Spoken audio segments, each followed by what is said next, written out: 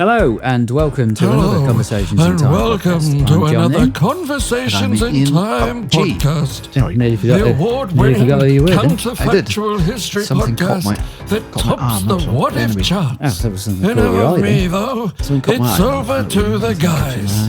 It's looking out of suburbia.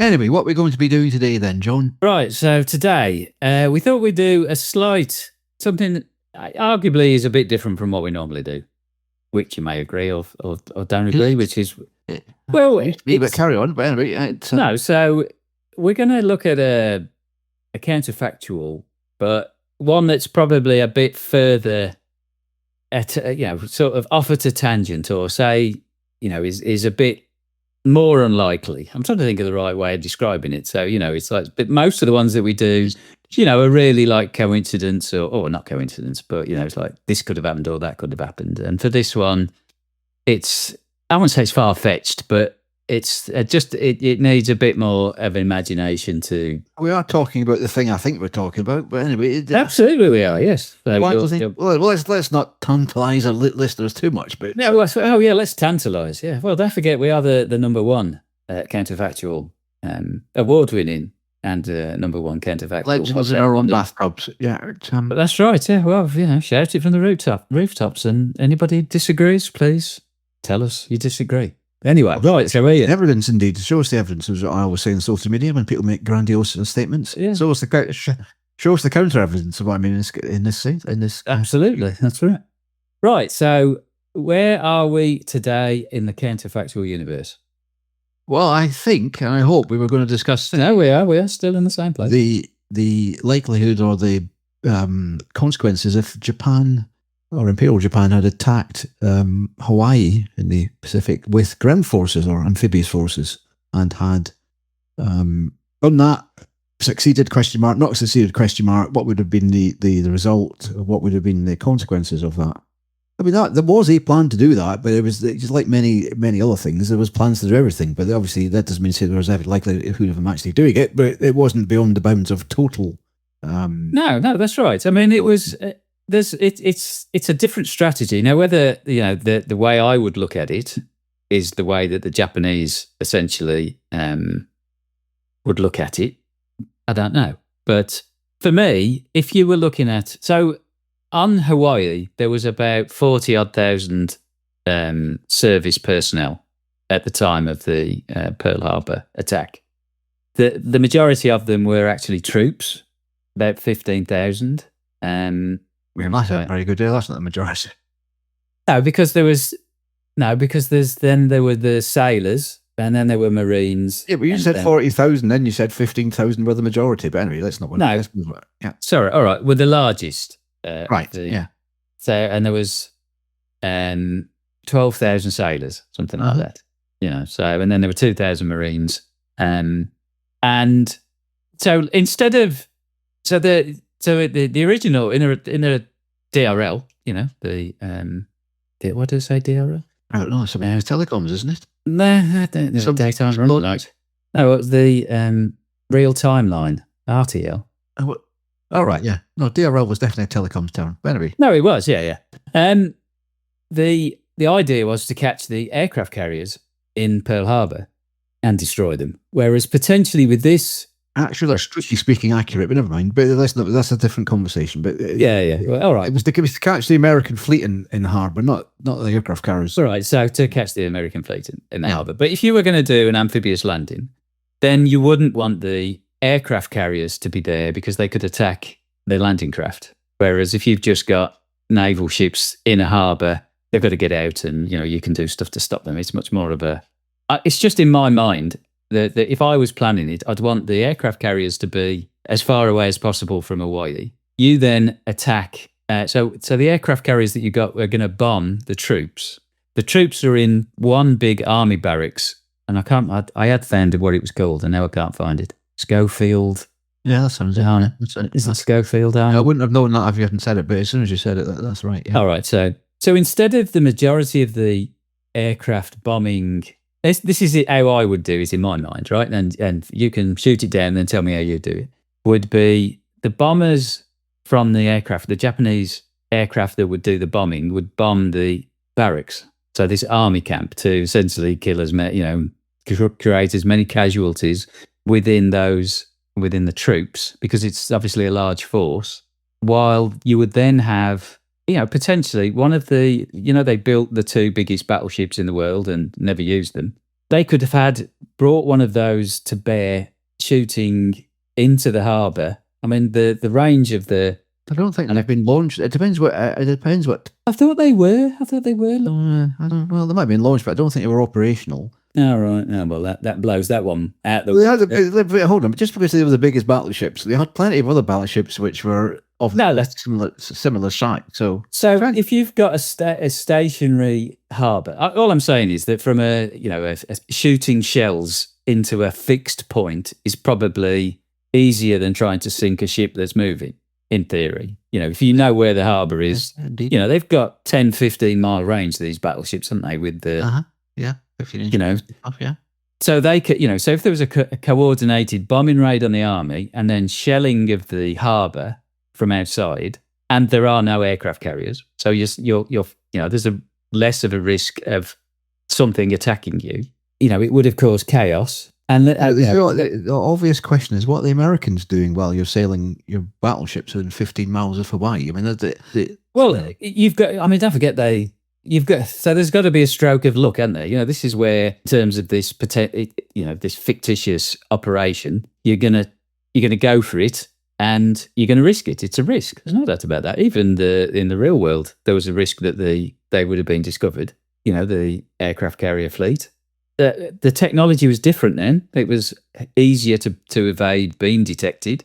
So for in my approach, for it to work, I'm just saying that a 2-pronged attack would have helped the amphibious landing with, and I don't know how many troops we think is a realistic number. 5,000, 10,000. Right, a lot of troops, but I mean, it's feasible. In terms more than that, but the Well, don't forget, there's only there would have been 15,000 troops. If you'd bomb the barracks, you're going to create a large number of casualties. Say there were 5,000 casualties. Well, that's 5,000. Yeah, but you're bombing them in the barracks when they're asleep, sort of thing. It's not as if they're spread out in a battlefield. I remember the barracks were bombed during the original attack as well, and there wasn't anything like 5,000 casualties. But oh well, yeah. All right, so I'm getting a bit far-fetched, but anyway, those casualties is an incredible. I mean, there was an example of an SS barracks in France bombed by the RAF, and I think it killed about 400 or 500. I mean, people. It's not like the modern day where you can pinpoint it all at the same time and bang, it's completely destroyed. Yeah. Opportunities to run out. All right. So anyway, so it would have 2-pronged attack, amphibious landing. A lot of Japanese troops land and essentially take control. Eventually, I mean, it wouldn't be a quick thing, but eventually take control of Hawaii or Oahu, where Honolulu's, the island that it's on. And I think also that they would have needed to have done a similar operation, but significantly smaller, on Midway as well, because Midway had an airfield, was being built by the Americans.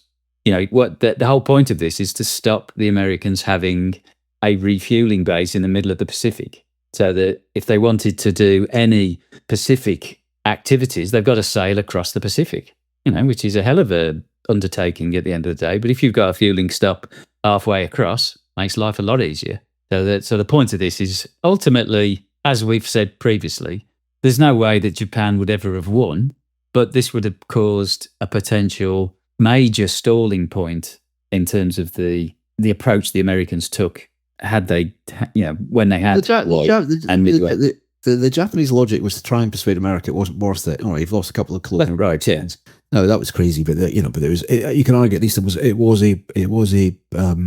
policy or a strategy, or a very expression, flawed that it was. I think, just going back to your 2-pronged attack, I think you're right, but I think and there have been some fictional books written about this, so this is not an original idea. But isn't it? Well, there's some books written there. Yeah. Postulating this. I didn't know that. They're not novels, but the logical thing to do is to expand on what actually happened. So, the risk of the American fleet sailing out and engaging the main battleship fleet of the Japanese Navy is negated by attacking them with their aircraft carriers. So that's relatively risk free because your aircraft carriers are 100 miles away. So there is a risk of detection, but it's not as high as the risk of detection of your battle wagons. It needs to get within 20 miles. So the original attack goes in, it negates the fleet as it did. So all right, the aircraft carriers aren't there. The interesting thing was the aircraft carriers are away somewhere else. They haven't got any aircraft on them because they were actually delivering aircraft to Wake Island. So they're out there with limited number of aircraft. So they're not really a threat until they get somewhere, i.e. Pearl Harbor. I didn't know that. So it just shows you. They had some aircraft. You're the expert in this. They had some aircraft aboard, but not their full complement by any stretch of the imagination. But however, the Japanese may or may not have known that. So the whereabouts of the American carrier fleet is a problem. But let's move the timeline on. So you've destroyed the American, or you've significantly hampered the American fleet in Pearl Harbor. You've sunk 2 or 3 battleships and 1 or 2 cruisers, wrecked a variety of things, and then you've got 24 hours to get your invasion force in. And as you say, that then releases your carrier planes to attack before and the bombarding force, the bombard barracks, known strong points and headlands where most artillery is, blah blah blah. And I think for the basis of our conversation, I think you're landing at least a division of Japanese troops, which is, depending on which country it is, 10 to 15,000 troops, which the Japanese did in Malaya. They landed 2 or 3 divisions. They had ships which could launch small landing craft. So they had an amphibious. Yeah, they have the infrastructure potentially to. Yeah, and they're soldiers in inverted commas for most of those existing island hopping attacks they did down into New Guinea as it is now.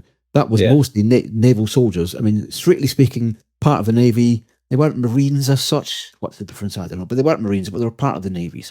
But they were soldiers. But maybe they don't have Marines as a. Well, what is a Marine? I mean, the Marine. What is a Marine versus Navy soldier, isn't it? Well, exactly. What is the Marine versus a soldier that it reports to the Navy and arrives on ships? But anyway, let's not get into all that. But so it's a reasonable force. The Americans have a reasonable force on the island. So I don't think it would have been. I think it was doable. The Americans essentially would be cut off for a while. You've knocked out most of their battleships, so there's no great battle fleet coming. They've got an equivalent fleet in the Atlantic. So you could argue, question mark, would they some sort of operation to nullify the Panama Canal to stop the Americans sending reinforcements? That's a long. But it's it is. I mean, the thing is that say they're taking control of Hawaii, and that's a surprising. I mean, it's a big task to do that anyway. Even when you're surprising somebody, but to then do it when they're waiting for you. Yeah, you don't need to take the whole island, though, do you? You just need to take the bits that are. No, that's right. So, I mean, ultimately, we are saying that the Japanese would have taken control of Hawaii. Whatever military control, whether they've got. Yes. Yeah. They'll nullify the American forces in Hawaii. There'll be lots of guerrilla activity going on, essentially, for as long as you want it to go on. It's not a difficult place to fight a guerrilla war. It's wooded. It's relatively benign weather-wise. The local population would be relatively friendly towards American forces hiding out in the countryside and such like. It would be fairly brutally suppressed, as the Japanese you would imagine. But so it would rumble on. But I think the loss of coordinated resistance in a conventional form could be got at some point, or the Japanese could just choose to have encampments around the ports and airfields, knowing that the Americans couldn't do anything about it because they don't have artillery and they're in the jungles with rifles and such like. So I think it would be doable. Question mark is why we would want to do it, because if they do that, there's other things they can't do. So if you choose to go to Hawaii, you're probably not going to go to what was then the Dutch East Indies, Indonesia. You're probably not going to go to New Guinea. You're probably not going to go to the South Pacific. You're certainly not. Well, not straight. Yeah, not straight away. Yeah. Not in the timescales that they did do that. So yeah. But at the end of the day, it does put up a barrier to the Americans being able. Well, it doesn't. It doesn't. I mean, the thing about taking over an island in particular is once you've taken an island, you've got to defend it. So the Americans have got a huge submarine fleet in the west coast of America, and these are the American built. They're based in the Pacific, and they're in the Pacific for a reason. As much as they're unlike most nations, and particularly their own navy, these are very long-range submarines. So they could easily go on a war patrol from San Diego to Hawaii. Oh, absolutely. But what I'm saying is that if you've got a force defending an island, even if they then become isolated, I mean, don't forget the Japanese were different in terms of I don't know, I'm trying to think of the right way. I Well, was thinking about this before. not surrendering and That's right, yeah. So, I mean, their mental attitude to defending the island was probably different to arguably any other Axis force. You're right.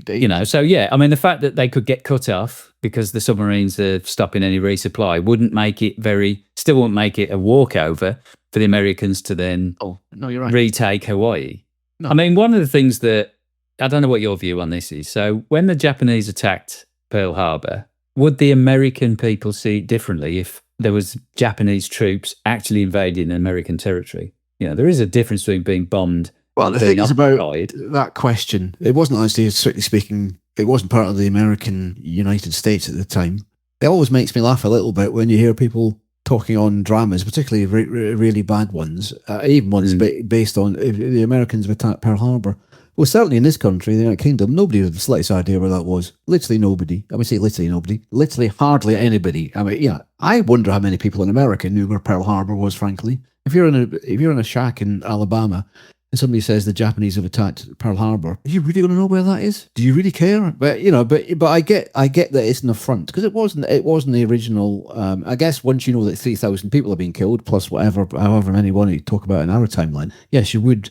You would be affronted. You would be insulted. I suppose you could argue it's much the same as when the Argentinians invaded the Falkland Islands. Many people in the UK knew where the Falkland Islands were.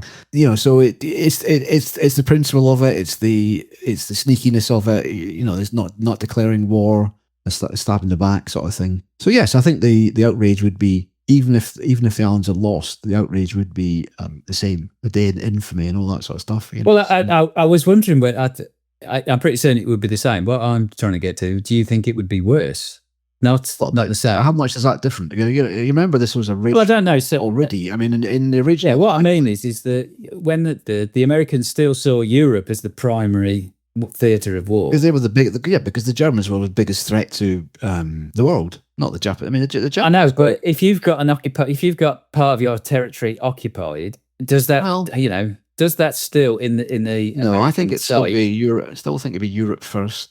I'm not 100% sure, but I mean, it's a matter of opinion at the end of the day. It's whether the Americans become looking at this is our priority. We've got to get the Japanese off US territory, and that would be the Eye of Sauron would then. Yeah, but there's only so much. If you think of the huge American industrial base and its capability, you cannot swing the whole of American industrial base onto an island like Hawaii. No, I don't mean like that. I'm just how much more can you do than how much more can you do than you want to do already? If you see what I mean. Well, they would have to do more than they did because they only bombed. It was a repair job, wasn't it?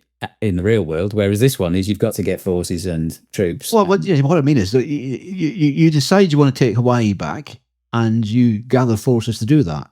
The fact you've got 100 times more forces than you need, you bring enough forces to do the job. You can't bring hundreds of other forces and sit around watching. So I'm saying, unless you're suggesting fully that the effrontery of invading the island means that they would want to defeat Japan before Germany, but they were sliding into war with Germany anyway. And Germany, no, I know they were, but all I'm saying is that all I'm trying to get to is the fact that they occupied the territory would have created some. Well, okay, possibly. But I think would have created something different in the way that America responded to the attack. Strictly speaking, I think they occupied some islands in the Kuril Islands, not the Kuril Islands, the Aleutian Islands. Sorry, the Aleutian Islands, which are off the north of Alaska. I think they occupied some islands. No, those islands were the volcanic, windswept hellholes to a large extent, freezing.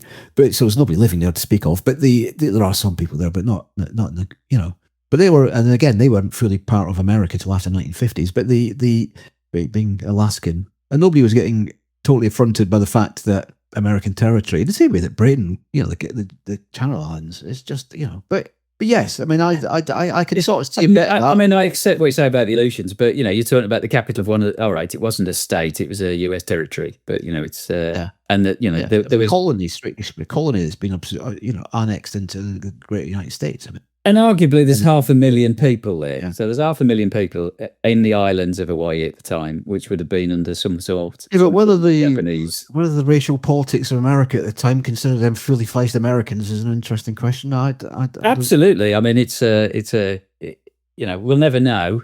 But obviously some effort would have to have been, something different would have happened in terms of taking the islands back. Because I can't see that they would just leave them. They would have to take them back because you're right. It is a jumping point for. Yeah, your original point is right. It was a massive, it's a massive community. It's a stepping point. It's a stepping off point to the Western Pacific. So if you want to kick Japan out of all of the other territories that they would have taken, even for them to take a New Guinea, they still would have invaded other parts of the Pacific Rim. Well, they would do though, because the interesting thing is that the Japanese were a funny bunch, because most of that early Pacific War, as I said, was the Navy. When I say the Navy, I just don't mean the ships. I was saying the soldiers belonged to the Navy. The army was in China.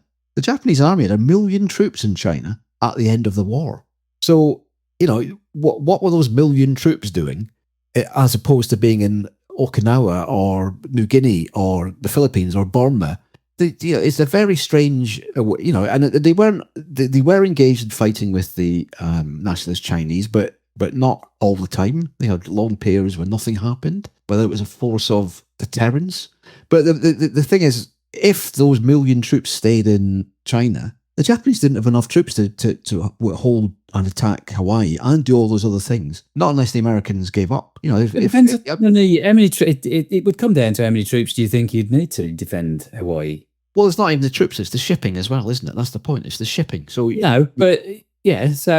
every man troops, but as famous generals say, I can spend a night in Rome and the rest of the war in a prison camp. It's a question of supporting your troops and sending ammunition and reinforcement. But they could try and support them up to the point where it's like they stop supporting them because they keep losing ships, but you're not going to put 1 million troops in Hawaii. You might only need 30,000 troops. That's a relatively small. All I'm saying is the volume of troops. It's the shipping. It's the shipping required to maintain those troops. Yeah, and then so say I came back to this thing of the ships stop coming.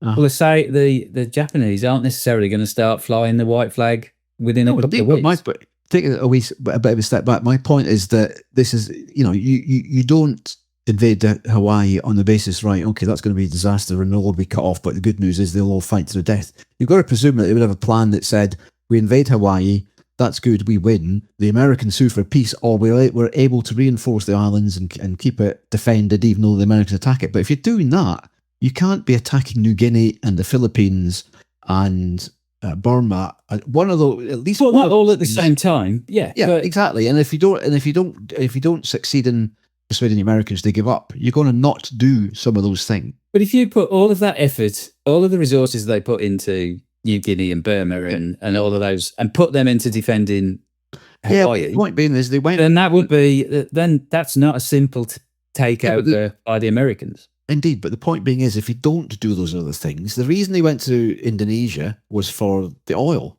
No, went to Malaya and Burma was for the rubber and the tin and all this. If you don't do those things, you haven't got the oil and you haven't got the rubber and tin, and you haven't got your economy grinds to a halt. So I think that you still have to make some assumption that they would have tried, even though they would have had less resources. They still would have tried. Well, that's a good point. I mean, that's a good point. I mean, the Dutch forces in Indonesia were very weak. The British forces, Malaya, and they surprised everybody how fast they did. They took over the territories. That still would have happened, wouldn't it? Well, it was half the forces. Well, say it was 3/4 of the forces.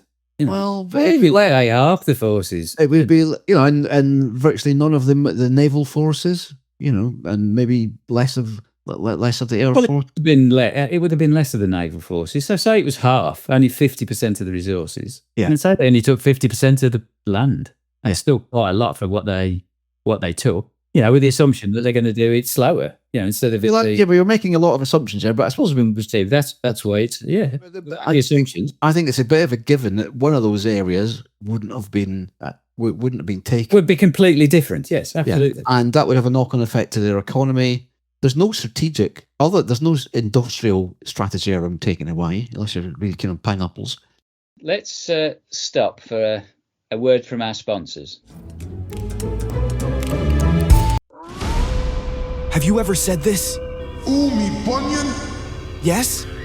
I thought so. You hear it all the time. Well, fear not. Those cheeky scoundrels in the Defensive Chemical Division at OTEC No have the answer.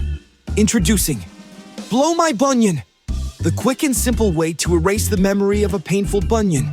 First, squeeze a small amount of the alpha liquid onto the skin. Then, using the anti-corrosive gauntlet provided, prudently apply the beta fluid to the alpha liquid.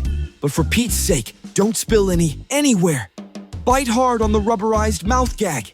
Yes, it looks like a dog toy, and it smells like one too, but it keeps those costs down. Then, if you haven't fainted from the pain, waft away the smoke, and hey, you just blew your bunion there, fella. Oh, lordy, those guys at OTEC No have only gone and blummin' done it again. Today's episode is sponsored by OTechno, helping yesterday, today. OTechno is a subsidiary of Uncle Schnookums Enterprises, wholly owned and operated by Deforest Co. Global, pioneers in transforming the world's rainforests into your favorite products. All rights reserved. No claims or returns will be honored. And we're back. No, it's a military. It was only a military thing. Yeah. To keep the Americans at bay, and maybe their original plan, which was to get the fleet in a battle with their fleet. I mean, that was the idea, wasn't it? Yeah, I know what you're talking about. But just for our listeners, you said they. Who's they? The Japanese. Yes, they wanted a fleet battle. Yeah, a sea battle, didn't they? Yeah, but yeah, was it? But that was down to politics within the Navy as much as anything. No, I know, but I just aircraft carriers went. Yeah, they were newfangled oily things, and most navies in those days were ruled by big gun advocates. And then we come back to the issue of, would the Americans then try to have done something on the other side of the Pacific, or would they have focused on retaking Hawaii before they then look at the other side of the Western Pacific? Well, they couldn't have done, because I think you said right at the start, the Hawaii was a pivotal reinforcement. Free from attack, you didn't have to have huge. They did have defenses during the war, but it didn't. You were never under attack in Hawaii, so you could. You could have ludicrous. So it would have extended ammunition flying around and stuff. Yeah, yeah. So the response in terms of where the real world and this fictitious world is different would be the timescales on the and the number of dead people as usual. Yeah. Well, yeah. But I mean, the American response and pushing the Japanese back would have been, I don't know, 12 months longer than it was in the. Well, it's an obvious riposte to that, isn't there? But which is my favourite solution for everything. Well, no, we're obviously going to come and talk about that, because one of the things is that maybe they would have dropped it on Berlin. But anyway, well, I wouldn't have, because it was. Well, no, they would have still dropped it on Japan, but they wouldn't have necessarily been as close. They would have been close enough to drop it, but they wouldn't have been. They wouldn't have been enough. Well, they wouldn't have dropped it on Hawaii. Not 100%. They would have taken it in those timescales anyway. I mean, the thing is, obviously, attacking Hawaii. I don't think the Japanese would have. I don't think the Japanese, had they invaded, would have, in the sort of conventional sense, taken over Hawaii like Germany did with France eventually.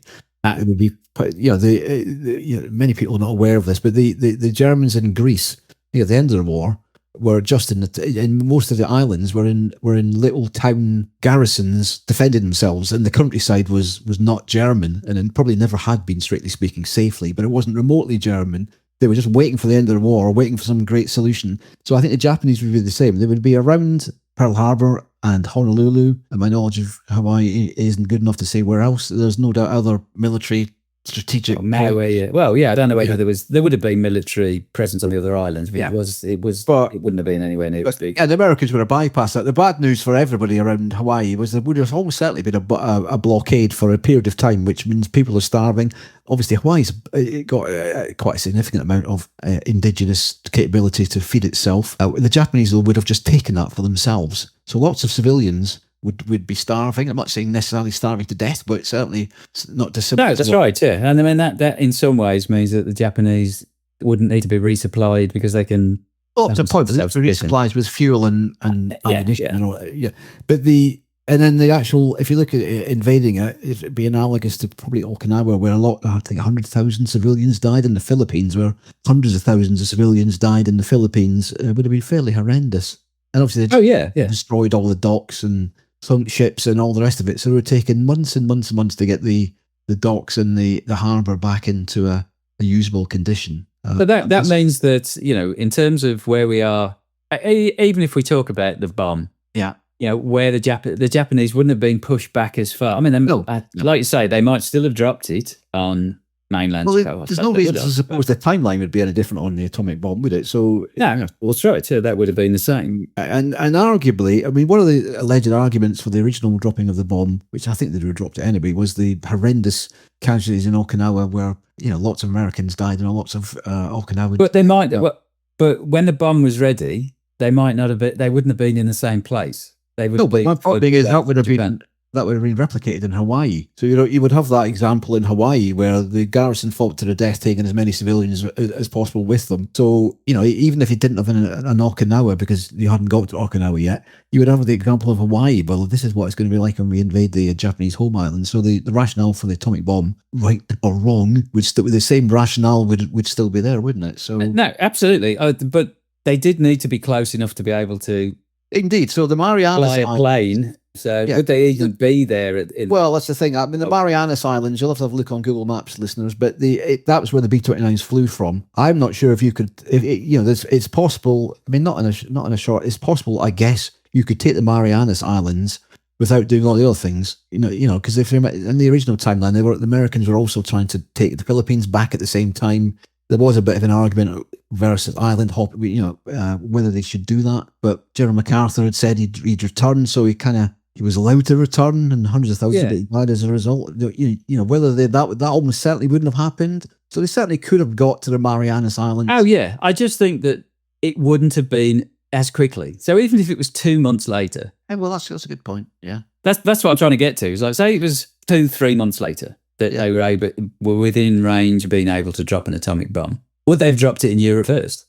Well, no, because I suppose the argument was that the war in Europe was over before the atomic bomb was ready. No, that's right. I keep forgetting that. Yeah. So although there were B-29s based in China for a while, so I'm pretty certain they could have they left because the Japanese did a minor advance and knocked the Chinese back, and also there was lots of floods and some great big storms and all this of it. So they left. But be a tortuous journey getting into China, though, wouldn't it? In time, well, I don't know how the B-29s got there. I mean, they obviously flew, but I mean, you could go via... No, but all I'm saying is it's more of a risk because you're taking it the long way around just for problems. Agreed. You couldn't... All right, so but they wouldn't have dropped it in Europe then, so which is fair enough. With the Allies had already... Well, okay. I mean, I know that you're saying that there wouldn't be any difference in Europe. I think that there would have been, the European theatre would have been slightly different. I don't know how much different, but it would have been slightly different. I can't see how. Well, why? Well, because there's got to be some level of effort, some diversion of attention to retaking Hawaii. Yeah, you're forgetting the huge... No, I know, but it doesn't matter that they're huge. That still would have taken some. Yeah, but the Americans could do it. I mean, the Americans, the number of aircraft carriers the Americans built was it's unbelievable. Well, by the end of the war, yeah. I mean, but they obviously started building these just at this timeline we're talking about. And the number of planes they built, and the number of planes that were built that never even left America. Because once you gear up your war economy to fight 2 wars, it takes a long time to stop doing that. It's also a bit controversial because if you're suddenly building cars while people are still dying, people find it a bit odd. But the amount of resource left over, I mean, one thing they were kind of running out was trained infantry, but that was just down to getting them there as much as in Europe and as much as anything else. Unfortunately, there's always a new cohort turns 18 every year. There's another 300,000 infantry or whatever, which you got all the resources pulling against that as well. But yeah, you're right. I mean, I could certainly see that argument. I mean, I don't think it's a physical... Not saying it would be hugely different. It's probably more of an emphasis as much as anything else. It's we need to sort this out first. We'll get back to you, sort of thing. Well, I mean, I still, I think that there's a potential element of that we're here to defeat the Germans, but the Japanese still is a higher priority than it potentially was. Well, it's interesting. They took the view in the higher echelons of America when it was a serious country that the Germans were a threat to humanity, and arguably they were. If you look at the war in Europe, or the war with the Germans, if you like, I guess the war against Japan was a standard racial imperial war, which had been fought that way for hundreds of years. The war against the Germans was different. It was a technical. No, I know it was, but if you look at if you look at public opinion before the attack, there was a lot of public opinion against Japan because they were seen to be encroaching on the Philippines and all this sort of stuff. And then there was the attack. But I still think that a land invasion would have created more of a upset. I come back to this. That I think that the American public would have been pressurising but thankfully, politicians to do something. Yeah, but thankfully in those days, America was run by serious people, not by buffoons. So public. But they're still not going to. They're still not going to ignore public opinion. Well, no, but I'm not suggesting they don't do anything. But I think the strategic decisions would be much the same. But I can certainly see an argument for it, and who knows? I mean, I just don't think likes of Roosevelt and the people he employed with as advisors and cabinet positions were swayed by public opinion. That's not to say they would ignore it, but. Makes you wonder would MacArthur have reacted the same way if they'd have been MacArthur? What do you mean MacArthur? Well, I know the general in the Philippines. I'm just thinking of he does what he's told. I mean, no, I know, but they've because the military tactics or whatever would have been needed. Potentially would have used other military personnel that were allocated in Europe. That's one of the things. All right. So in my view of our new timeline, he might have been okay because he might not have been attacked in the first place. So he wouldn't have had to leave the Philippines because he wouldn't have been attacked. No, he might have been attacked eventually, but he would have been reinforced by then with decent air cover and all the rest of it. But so it's difficult to say. But you're right. I mean, he was a vocal individual who butted heads against Nimitz, the overall commander in the Pacific, saying, "I want to go back to the Philippines," and eventually got his way. Again, he got allocated adequate forces to do what he needed to do. I mean, that's the thing about America; they were able to do that. I mean, as I said, yeah. I mean, there's no denying that their resource pool was huge. I mean, one thing we didn't discuss was what would have happened if the Americans had repelled the Japanese on Hawaii. I mean, it's I suppose the argument is, well, and that's distinctly possible. Amphibious operations are always very dicey. Yeah, I see. Yeah, and the American defenders were well positioned and well equipped, or certainly as well equipped as any other American forces. So it's. But then I guess they were just scuttled away as long as it was a loss of ground forces rather than aircraft carriers and stuff. I don't think it would have had a massive impact to the war because they'd have lost pick a figure 10,000 to 15,000 soldiers if they maintained their carriers and battleships. Again, the war would have panned out arguably as it had in the original timeline. But no, I think it's an interesting one. It's if you assume that they did do it and they succeeded, there is this question mark about Europe first. I get that. There's definitely a question mark over timelines. I don't think there's much doubt America would have taken Hawaii back. Absolutely, How many people died? And I'm not just talking about American attacking forces. I'm talking about let's assume the entire Japanese garrison died. Well, not only would you have the issue with prisoners of war, so if they'd have taken the island, there would have been American soldiers. Well, there would have been, but then there's not a great deal you can do about that. I mean, No. But all I'm saying is that there would have been issues associated with that, and only because of the history of what the Japanese did during that period. They did and that. That's right. Yeah, and the civilian population. Yeah, brutalising the civilian population as it did in the Philippines and elsewhere. Yeah, I mean, that's another cause for me in terms of if any of that got back to the US and then you see people being, Americans being mistreated by the Japanese. Yeah, but they knew that already in the original timeline, and that didn't. But they didn't care though, did they? Well, they did, but somebody else. People are so hysterical these days. I mean, so there was the Bataan Death March. That was reported in America. It wasn't reported immediately, but it was known of where, tens of thousands of American soldiers were starved and kicked and bayoneted and all the rest of it to death. So, but what can when was that though? That was after the fall of the Philippines. So that was 1942. And that was known about, but it was an attempt to suppress it was made so it didn't depress people or affect the morale. But in reality, what it did do for American forces was, well, there's no point in surrendering, is there? It's always countering, it's always essentially pointless. I get that soldiers get killed as prisoners in the heat of battle, but then brutalize them afterwards. Well, I'll tell you what, I'll not surrender then, shall I? It's easier said than done, though, isn't it? And it's well, if you're ordered to surrender. But I'm talking really about small pockets. Company-sized units, you sort of come to that conclusion. What's the point in surrendering? Because they'll be killed anyway. But you can't.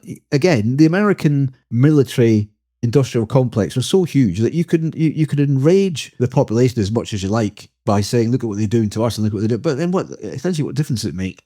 you know. The outcome was exactly the same, isn't it? Yeah, I mean, it was a brutal enough war anyway. It couldn't really get any more brutal. I mean, you know, I've seen a picture which was used in a well-known BBC documentary at some point a few years ago, where there was a woman writing to her husband or sweetheart or whatever who was in the Marines, using a fountain pen where the ink was being contained in a skull of a Japanese soldier. Or, you know, you think, and that was a mainstream picture.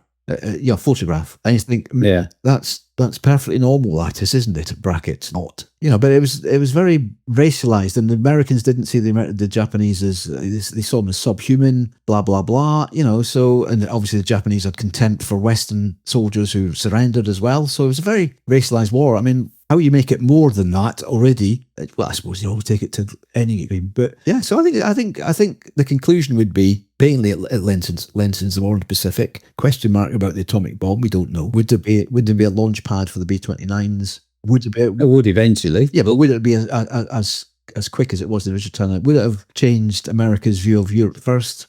Question mark. So, you know, lots more people would have died. Would Hawaii be seen as the sort of holiday paradise as it is today, knowing that hundreds of thousands of people died, you know, when the Americans came back in? Not their fault, because, you know, that's what happened. No, that's right. I mean, that certainly would have created, we had different. Would it even have joined? About now, Even have joined the United States? Question mark. We'd have, that's a whole other podcast. well, don't forget it was already a US. Well, I know, but whether would it So, have been deemed as something peculiar and horrendous and other, inverted commas, because of the number of people who died there and all the rest of it? I certainly. Well, it didn't become a state until 59. I mean, I don't. Yeah. But again, no. Well, why is, you know? But there's for some reason places do and places don't. Why isn't Puerto Rico a state? I don't know. No, they had a referendum No. on the island. Well, No, they said no in 59. They had a referendum as to whether to. talk about Puerto Rico, just an example of. It's not a given. Oh right, sorry. No, I'm talking about It's not Hawaii. a given, is it? Who's going to say no, for goodness sake? But you might say no now, but that's Well, 90% said yes, yeah. But but yeah. So there's that sort of that tale of who would go on holiday to Stalingrad. I know it's not called that anymore, but you know, who would go on holiday to Dachau? I know people are Auschwitz. I know people go there to visit, but I mean, it's just. But people go to the Philippines, or certainly people used to go to the Philippines, and no doubt Americans. But the interesting point: why isn't the Philippines a holiday destination? But anyway, we digress. So I think it would make Hawaii would be a different place. It wouldn't be the surfer's paradise. Well, it might be, but you'd look at it slightly differently. Yeah, I mean, they certainly have a different attitude to Japanese. I don't think Elvis would have made many films there, but you never know. But well, I mean, it's a bit like what's the Chinese view of the Japanese? Well, that's you'd never know about that. I went to Crete in the late 1990s, and Crete was attacked by the Germans, obviously, and the Cretans fought back at civilians, and the Germans didn't like that, and it was horrendous, brutalities, shootings and hangings, and absolutely horrendous. And I was in a hotel with a lot of elderly Germans, and I was totally convinced they were wartime people, because one or two of them didn't have arms and things. And I thought to myself, the Cretans must be quite forgiving. Although, who knows what they really thought? You just don't know, do you? It's a strange business. I mean, the ones that are serving in hotels and stuff probably weren't old enough, but some of them might have been in the late 90s, or to be in your late 60s, mid 60s. It is odd. I mean, why the hell you'd go back on holidays? Another question altogether. But but I suppose. Well, there is that, yeah. So I mean, maybe you were. They take you. Happy to take you. Well, exactly. But then you take. Yeah, maybe it's an old business. I often wonder about people like that. But yeah. Anyway, we're digressing. Okay. Yeah.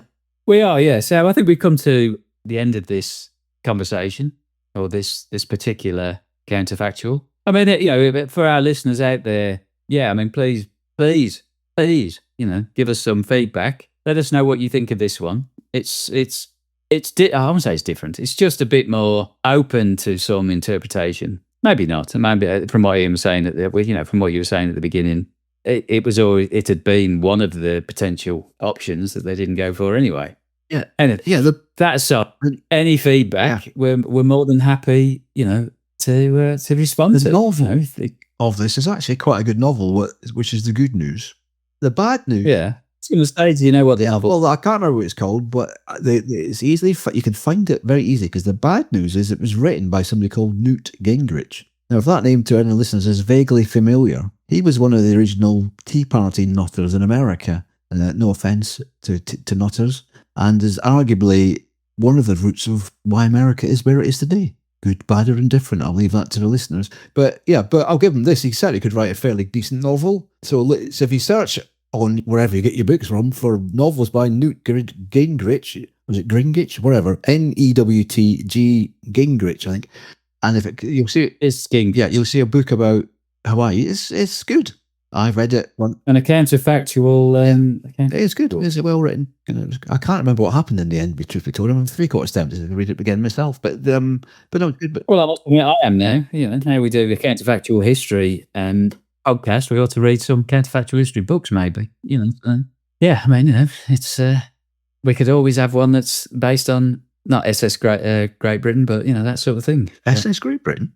What was the what's the well-known SSGB, isn't it? What's the Len Dayton. that counterfactual one with Yeah, SSGB. Oh, SSGB. I can sort of see. Yeah, I can see where you're going. I see where you got to SS Great Britain. But I instantly thought the shit. Yeah. I didn't. Well, that is SS Great Britain. Well, it's sorry, I've never made the connection before. I thought no, it's not him. I've just googled him. There's nothing's jumping up immediately, but trust me, it's there somewhere. I think it's called Days of Infamy or something, which would make sense. Yeah. Yeah. Well, if we find it, yeah, the book is called Days of Infamy by Newt Gingrich and William R. Forston. So, and it's got a picture of Japanese planes attacking some American planes. So that sounds about right. It says book 2 of 2. Oh, right. Book 2 of 2. What does that mean? So there must be 2 books. I didn't realize there was 2 books. But anyways, if anybody's interested, it's out there. I might. Yeah, I might have a look myself as well because I didn't realize there was 2 books. I read it on holiday 20 years ago, but and it was a real book before Kindle, so I wouldn't have necessarily known there was another book. I must have I must have read book 1 of 2. So anyway, if you find book 2 of 2, I'm sure it'll be reasonably easy to find book 1 of 2. We're rambling again. So what? Yeah. Back to you. So on that bombshell, we shall leave it there. And thanks everybody for taking the time to listen. Hopefully you're enjoying our latest season. Keep us at the top of the charts. Hopefully next year's award we'll be getting as well. So keep on trucking, as they say. So thanks for listening. We'll speak again soon. Bye for now. Bye. And that's it. We hope you've enjoyed today's episode. But after listening to us natter on, why not let us know what you think? Find us on Blue Sky by searching for Chats in Time. On Facebook, search ORC Time. And on X, we are ORC_time. Until next time, cheerio!